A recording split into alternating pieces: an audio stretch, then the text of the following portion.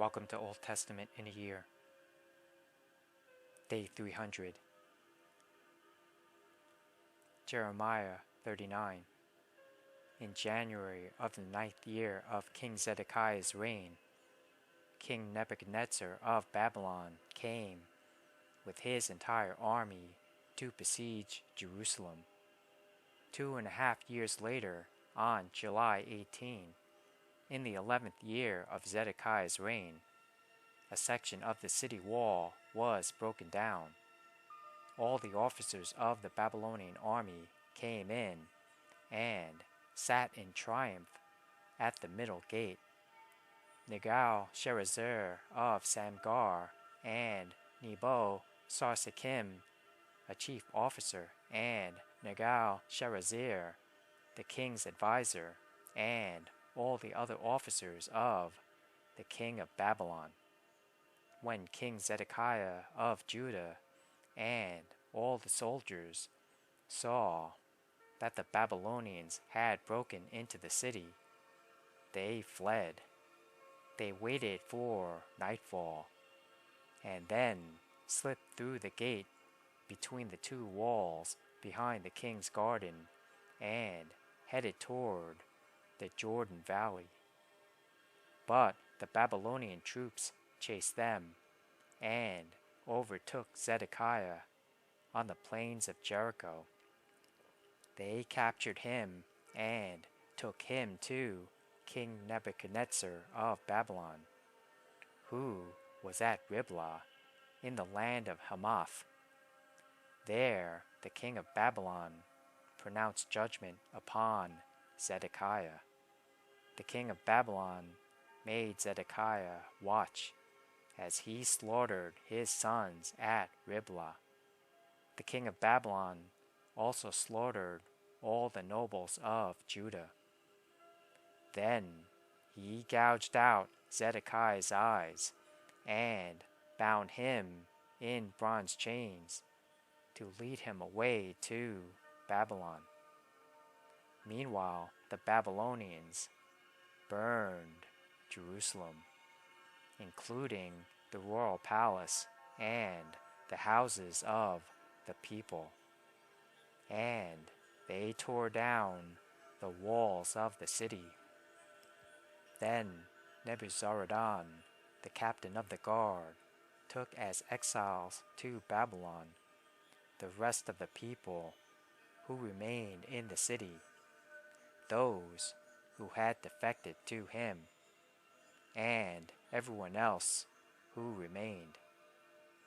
But Nebuzaradan allowed some of the poorest people to stay behind in the land of Judah, and he signed them to care for the vineyards and fields.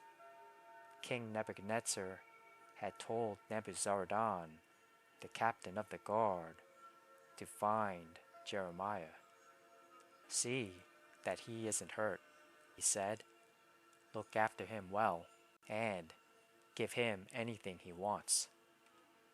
So Nebuzaradan, the captain of the guard, Nebuchadnezzar, a chief officer, Nergal-Sharezer, the king's advisor, and the other officers of Babylon's king, sent messengers to bring Jeremiah out of the prison. They put him under the care of Gedaliah, son of Ahikam and grandson of Shaphan, who took him back to his home. So Jeremiah stayed in Judah among his own people. The Lord had given the following message to Jeremiah while he was still in prison. "Say to Ebed-Melech the Ethiopian, this is what the Lord of heaven's armies, the God of Israel, says.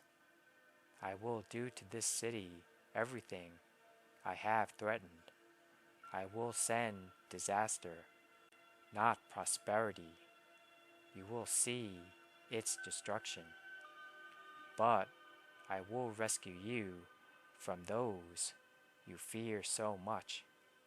Because you trusted me, I will give your life as a reward. I will rescue you and keep you safe. I, the Lord, have spoken. Jeremiah 40. The Lord gave a message to Jeremiah after Nebuzaradan, the captain of the guard, had released him at Ramah. He had found Jeremiah bound in chains among all the other captives of Jerusalem and Judah who were being sent to exile in Babylon. The captain of the guard called for Jeremiah and said, "The Lord your God has brought this disaster on this land, just as he said he would. For these people have sinned against the Lord and disobeyed him. That is why it happened. But I am going to take off your chains and let you go. If you want to come with me to Babylon, you are welcome. I will see that you are well cared for. But if you don't want to come, you may stay here. The whole land is before you. Go wherever you like. If you decide to stay, then return to Gedaliah, son of Ahikam, and grandson of Shaphan. He has been appointed governor of Judah by the king of Babylon. Stay there with the people he rules. But it's up to you. Go wherever you like." Then Nebuzaradan, the captain of the guard, gave Jeremiah some food and money, and let him go. So Jeremiah returned to Gedaliah, son of Ahikam, at Mizpah, and he lived in Judah with the few who were still left in the land. The leaders of the Judean military groups in the countryside heard that the king of Babylon had appointed Gedaliah, son of Ahikam, as governor over the poor people who were left behind in Judah, the men, women, and children who hadn't been exiled to Babylon. So they went to see Gedaliah at Mizpah.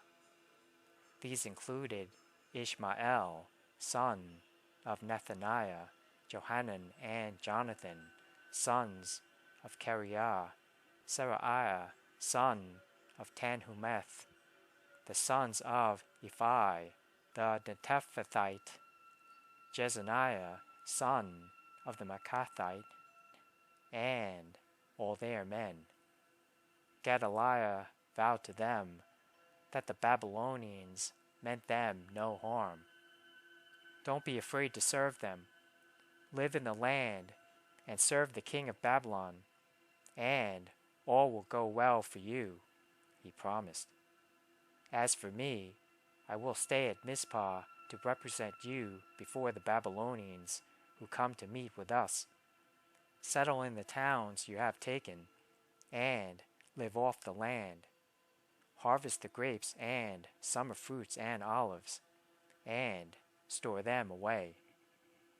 When the Judeans in Moab, Ammon, Edom, and the other nearby countries heard that the king of Babylon had left a few people in Judah, and that Gedaliah was the governor, they began to return to Judah from the places to which they had fled.